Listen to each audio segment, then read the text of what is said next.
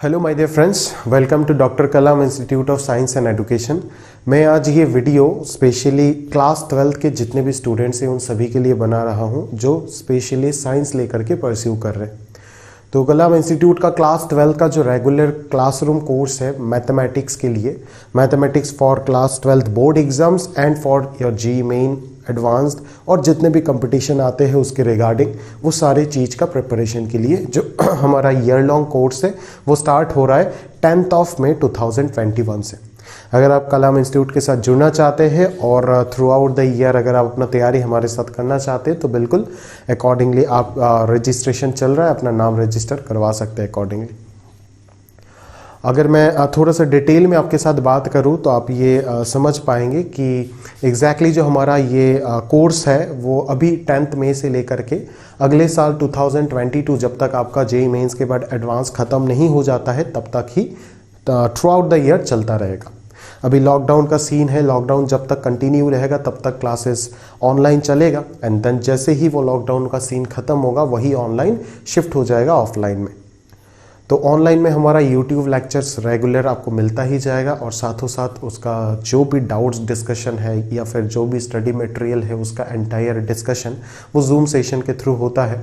और ऑलरेडी आप देख सकते हो कि क्लास 12 का कंप्लीट कोर्स जो है एक्सेप्ट लास्ट में अगर कुछ पार्ट्स में छोड़ दो वेक्टर्स 3D ज्योमेट्री प्रोबेबिलिटी, उसके अलावा मेजर पोर्शन जो कैलकुलस का पोर्शन है वो ऑलरेडी हमारे यूट्यूब चैनल में कंप्लीटेड है। तो वहाँ से आप देख सकते हो, अकॉर्डिंगली जज कर सकते हो। अगर मैं डिटेल में आपको बोलूँ तो ये कोर्स बेसिकली आपका स्टेट बोर्ड और सेंट्रल बोर्ड यानी कि सीबीएसई और स्टेट बोर्ड जो भी है वो दोनों बोर्ड के स्टूडेंट्स के लिए है। दोनों बोर्ड्स के स्टूडेंट ये बैच को ज्वाइन कर सकता है अकॉर्डिंगली, क्योंकि सिलेबस दोनों में सेम है। और एक चीज़ आप जान के रखिएगा कि कलाम इंस्टीट्यूट में जब भी आपको मैथमेटिक्स पढ़ाया जाएगा तो कोई भी चैप्टर अगर आपको पढ़ाया जाता है वो तीनों ही एग्जाम्स या फिर जितने भी कंपटीशन और बोर्ड एग्जाम्स होते हैं उन सबको ध्यान में रखते हुए पढ़ाया जाता है। यानी कि अगर आपको कोई भी एक चैप्टर, लेट सपोज मैं क्लास 12 का कैलकुलस का कोई भी एक सेक्शन मान लीजिए इनवर्स ट्रिग्नोमेट्रिक फंक्शन को ही अगर कंसीडर करूं तो जब आईटीएफ आपको क्लास में पढ़ाया जाएगा तो डिटेल थ्योरी सारे लेवल्स के साथ आपको पढ़ाया जाएगा। क्लास में हमारे को उस चैप्टर कंप्लीट करने के बाद ऐसा कोई चीज़ें बच ही नहीं सकता जो आपके बोर्ड एग्जाम में आ जाए, कितना भी टफ हो जाए आपको परेशान कर दे, या फिर आपके आईआईटी जेईई या फिर मेंस में मेंस हो गया या फिर एडवांस हो गया। देखो किसी भी एग्जाम में अगर पूछ लिया गया और आप परेशान हो जाओ उस कंसेप्ट से ताकि वो क्लास में ऑलरेडी डिस्कस नहीं हुआ, ऐसा सीन कभी भी आपको देखने को नहीं मिलेगा। कन्फर्म है कि जितने भी क्वेश्चंस आने वाले बोर्ड एग्जाम में वो 100% क्वेश्चन हमेशा वही आएगा जो हमारे मटेरियल से होंगे और क्लास में आपको डिस्कस किया जाएगा। और सिमिलरली जी एडवांस की अगर मैं बात करूँ तो जितने भी कंसेप्ट आपको पूछे जाएंगे वो रेलेवेंट होंगे जो भी क्लास में आपको अकॉर्डिंगली पूछा जाएगा। अगर मैं पूरा through out the year course का किस तरीके से कोर्स प्रोग्रेस होगा उसका अगर मैं बात करूं तो वो चीज़ मैं बता सकता हूं कि 12th का सिलेबस तो A to Z ख़त्म होगा ही। वो मान लीजिए दिसंबर मिड तक ख़त्म हो जाएगा 12th का सिलेबस एंड देन उसके बाद रेगुलर टेस्टिंग चलता रहेगा सारे चीज़ को इंक्लूड करते हुए, ताकि मेंस पॉइंट ऑफ व्यू से भी चलेगा और फिर जैसे ही मेंस का फर्स्ट अटेम्प्ट ख़त्म होता है देन वो चीज़ एडवांस पे शिफ्ट हो जाएगा एंड एडवांस का रिवीजन पैकेज भी चलेगा जनवरी ऑनवर्ड्स। ठीक है, जिन लोगों का मेंस का फर्स्ट अटेम्प्ट अच्छा हो जाएगा उनके लिए अकॉर्डिंगली चीज़ें चलता जाएगा। 12th में जब 12th के सिलेबस कंटिन्यूएशन में रहेगा उसके साथ साथ अगर किसी बच्चे का 11th वीक रह गया तो उसका 11th का रिवीजन भी चलता रहेगा अकॉर्डिंगली उसके साथ साथ। प्लस रेगुलरली हमेशा मंथली टेस्ट सीरीज जो है वो तो चलेगा ही, मंथली टेस्ट भी होता जाएगा, वो बोर्ड पैटर्न में सब्जेक्टिव भी होगा और वो अकॉर्डिंगली जे एडवांस के पैटर्न में ऑब्जेक्टिव भी चलता जाएगा। क्लियर है? तो ये बात मैं आपको क्लियर कर देना चाहता हूँ। और इसी के साथ साथ मैं एक्स्ट्रा एडिशन में एक और बात लेना चाहता हूँ कि देखो अगर हम अपने स्टडी मटेरियल का अगर बात करें तो पूरा एंटायर स्टडी मटेरियल में आप देखेंगे कि कोई भी चैप्टर हो, किसी भी चैप्टर का अगर स्टडी मटेरियल है तो उसमें पहले डिटेल में थ्योरी गया है, थ्योरी दिया गया, उसके बाद एक्सरसाइज 1 दिया गया है जो एक सफिशिएंट एक्सरसाइज है आपके बोर्ड एग्जाम के पॉइंट ऑफ व्यू से। बोर्ड एग्जाम में इस एक्सरसाइज के बाहर कोई भी क्वेश्चन आ ही नहीं सकता है, वो अपन कंफर्म होकर के आपको बोल सकते हैं। प्लस वही एक्सरसाइज जो है वो बहुत इंपॉर्टेंट हो जाता है आपका जेईई मेंस और एडवांस के बेसिक फंडे को क्लियर करने के लिए। तो ये एक्सरसाइज जो होता है हमारा पहला एक्सरसाइज 1 जो शेड का होता है वो लगभग आपका जे मेन हो, एडवांस हो या फिर बोर्ड्स हो, तीनों के लिए कंप्लीटली बहुत ज़्यादा इंपॉर्टेंट है।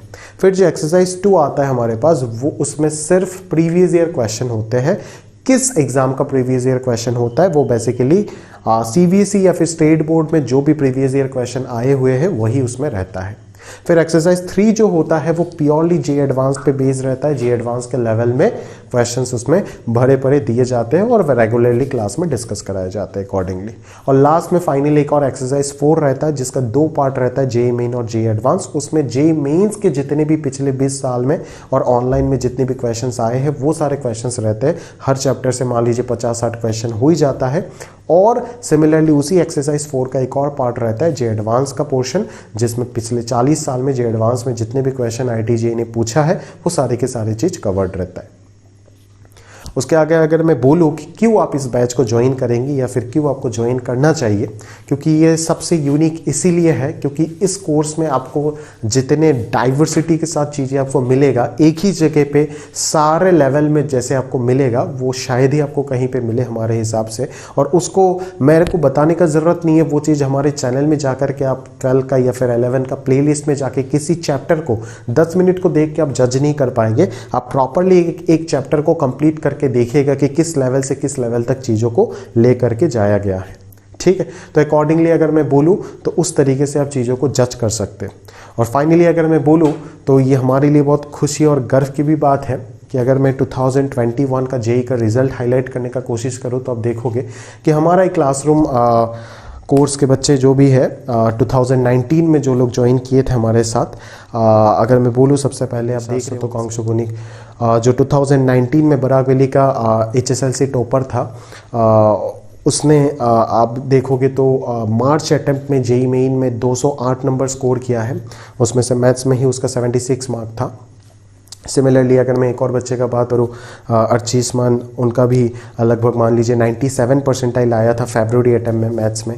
फिर ऋषिता एक और बच्चा, इनका भी मार्च अटेम्प्ट में 96% आया है, 96 परसेंटाइल। तो इसी तरीके से ऐसे बहुत सारे अच्छे रिज़ल्ट अपन ने दिए हैं। और जो मैं ये तो IIT-JEE मेंस का बात हो गया, अभी IIT-JEE एडवांस हुआ नहीं, आप सभी जानते हो। जैसे ये होगा 3 जुलाई को शेड्यूल डेट है बट वो पोस्टपोन होगा, सभी जानते हो। तो जैसे जैसे वो होगा रिज़ल्ट आएगा आपको अकॉर्डिंगली बता दिया जाएगा जो भी रिज़ल्ट आता है।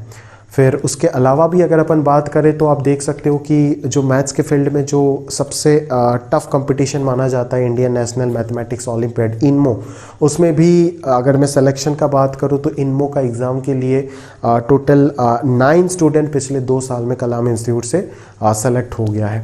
ठीक है, तो ये भी हमारे लिए एक बहुत बड़ी बात है।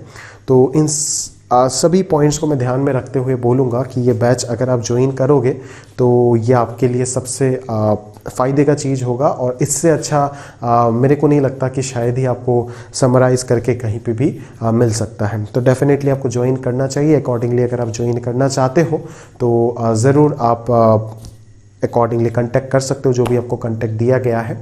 और बस यही बोल के मैं अपना बात को ख़त्म करना चाहता हूँ। अगर रजिस्ट्रेशन आपको करना है तो आप जो भी कांटेक्ट दिया गया है उसमें अकॉर्डिंगली कांटेक्ट करके रजिस्टर करवा सकते हो अपना नाम को।